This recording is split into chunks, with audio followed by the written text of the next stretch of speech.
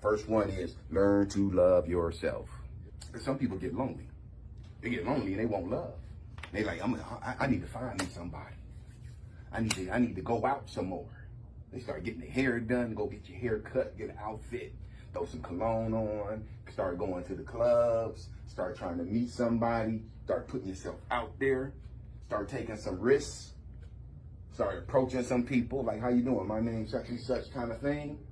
See, but the thing is, you can't give away what you don't have. Can't go out and look for it. It's supposed to be there inside of you. You ain't gonna find it outside of you. Because then if you do find somebody, which you probably will if you put yourself out there, you're going to eventually snag something. Come on. So when you finally snag you something, you're going to be standing around waiting for them to perform to keep you happy. Because that's what you think their job is. All right, let me tap dance for you.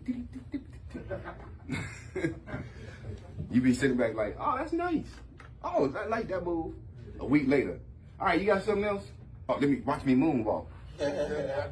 Oh, look at that move. You did a little spin with it. Oh, a double spin?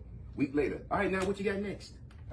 That ain't fair. You're supposed to give that to yourself. That's an inside job. That's not an outside job. To love someone, you must first learn how to love yourself. Most of us show love based on how we have received love. How did you receive love? Did you grow up in a house that was caring and that was lovable, where people showed care for each other, who did things for each other, who were nice to each other? Did you grow up in a household like that? Think about that. How was love modeled in your household? And depending on how it was modeled is going to depend on how you approach love.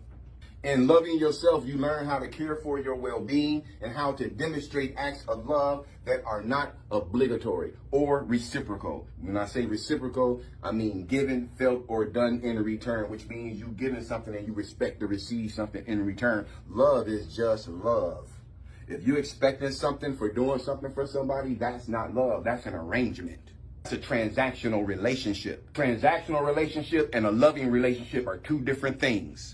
A transactional relationship means when I give you something, I expect something. That's what a transactional relationship is. We might be living in the same house. I don't care. This is transactional. Even though you go to work and help pay half of the bills, pay me to watch your kids.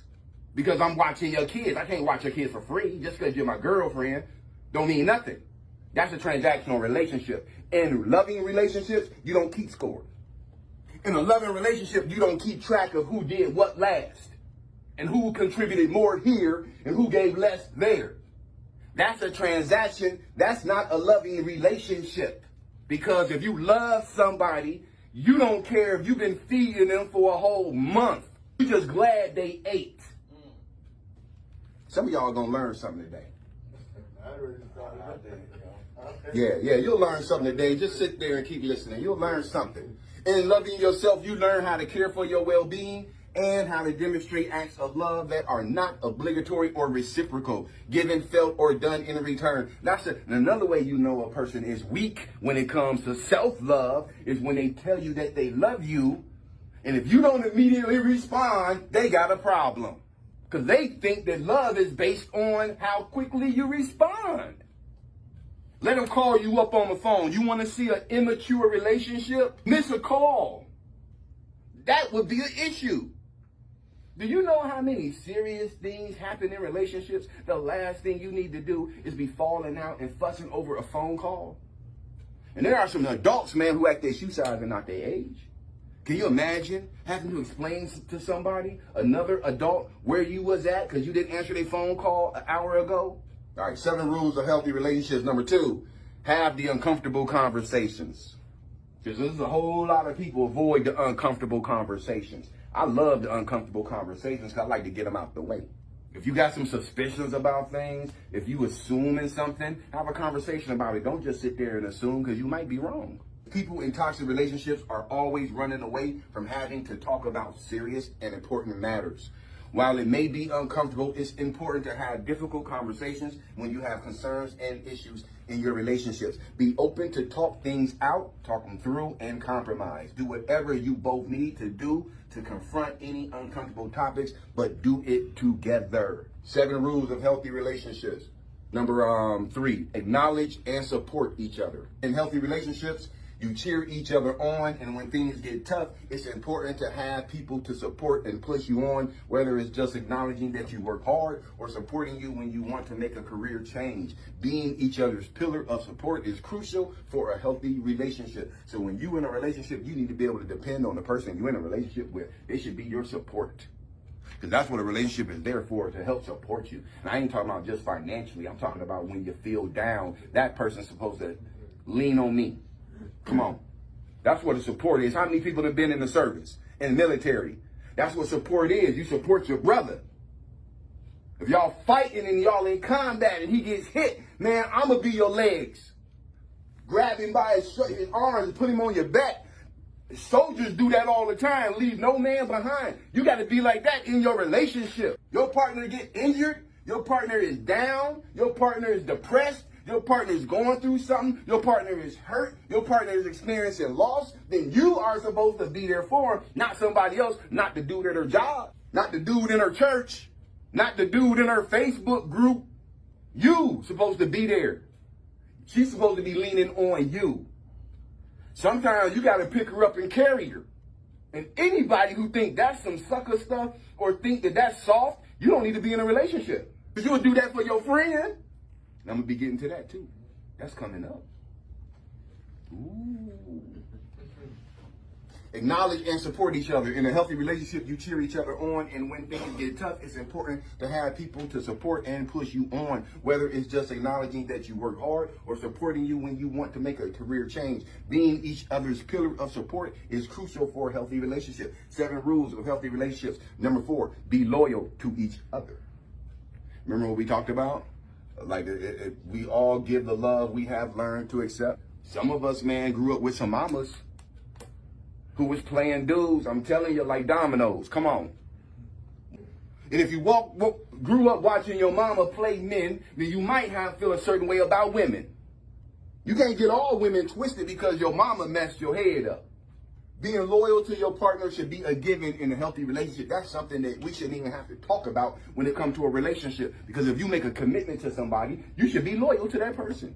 Being loyal to your partner should be a given in a healthy relationship. The reason loyalty is important is because it promotes trust. Loyalty promotes trust in your relationship. If you don't have trust in your relationship, you probably don't have loyalty either. And trust is the foundation of every healthy relationship. 7 rules of healthy relationships. Number 5, always keep your promises. If you say you're going to do something, do it. If you ain't going to do it, don't promise it. Or if you think you can't do it, don't promise it, because your word needs to be your bond. When a person hears you say, I got it, they need to sit back and that's it. That's all they needed to hear. If you say you got it and they still running around trying to get help, they don't believe in you.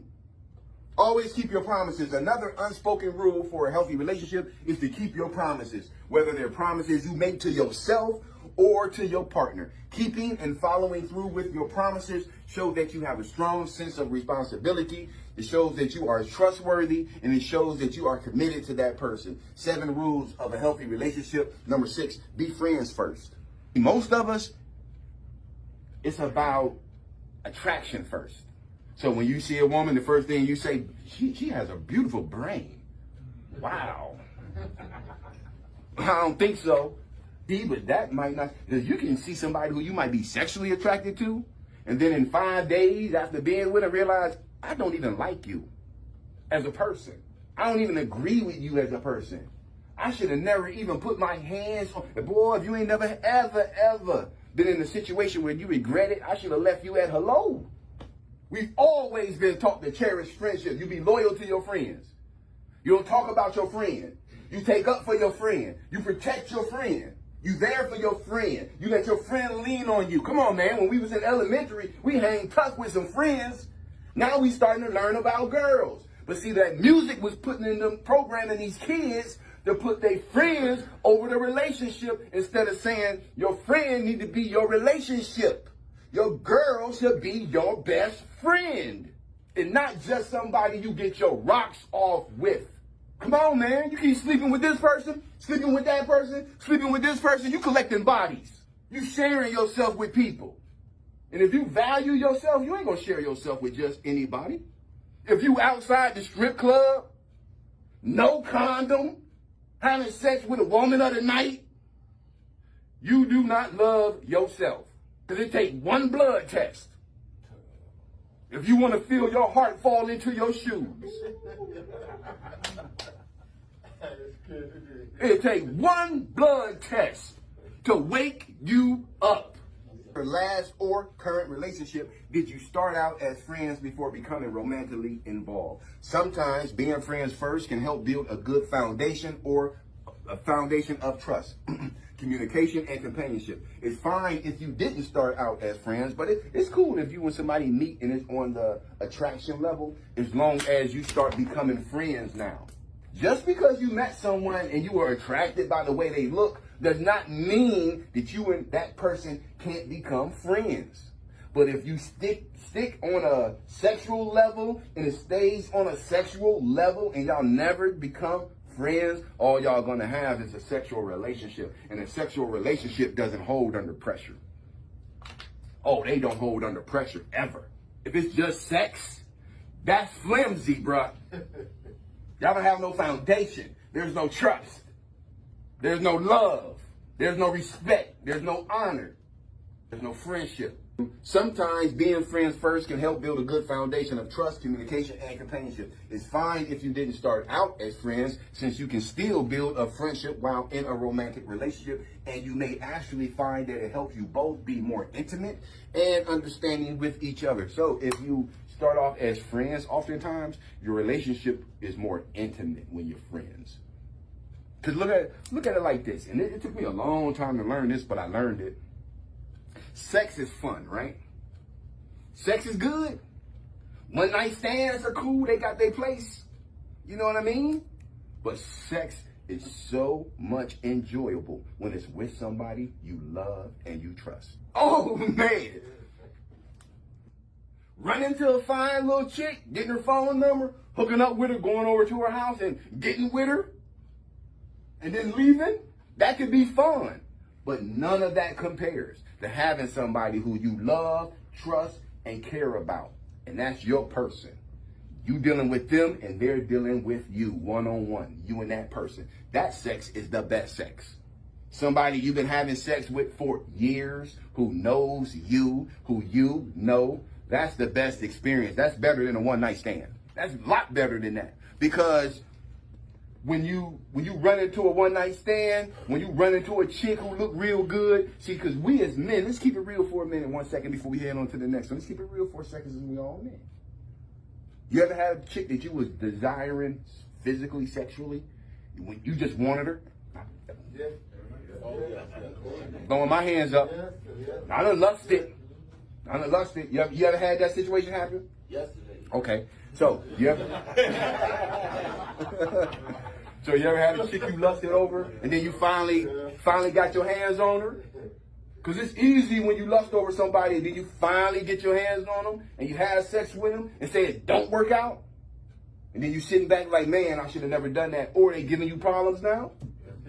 I wish I wouldn't have went down that road.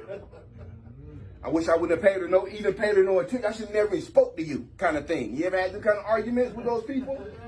Yeah. See, but the thing is, when it's somebody who you love, you invested your time into, somebody who you built a relationship and a foundation with, you want to be with that person, because the person you having a one-night stand with, we'll say a whole lot of stuff to get you. Hey, I'm not going to give up all the secrets, y'all. This is just one. We'll say a whole lot when we want to get it. You ever did that? Like you said, you lusted? There's some women I lusted for, man. I done said some stuff like, baby, I do this, I do that. I'm telling you, and then you get it. And then once you get it, You don't want it no more. you laying in the bed next to her, pretending to sleep. Yeah, oh yeah. See, that's the one night stand. That's a person who you just happen to hook up with. But when it's somebody who you love and you have sex, oh, now it's time to hug. Now it's time to cuddle and go lay on my chest, lay on my shoulder. You know what I'm saying? Let's talk. Let's go look at some TV now and then go do it again. When it's somebody you love, it's a different situation, man. It's a different outcome. It's a different way you interact with somebody who you love. 7 rules of healthy relationships, and the final one, always say good morning and good night. That's a healthy relationship. You always say good morning to each other, and you always say good night to each other, because you never know. Tomorrow is not promised. Always say good morning and good night. In healthy relationships, they make it a habit to greet each other in the morning. Not only is it courteous, but saying good morning and good night is a good way to show them that you're thinking about them. Even a quick text to them, especially when you're busy, shows that you care.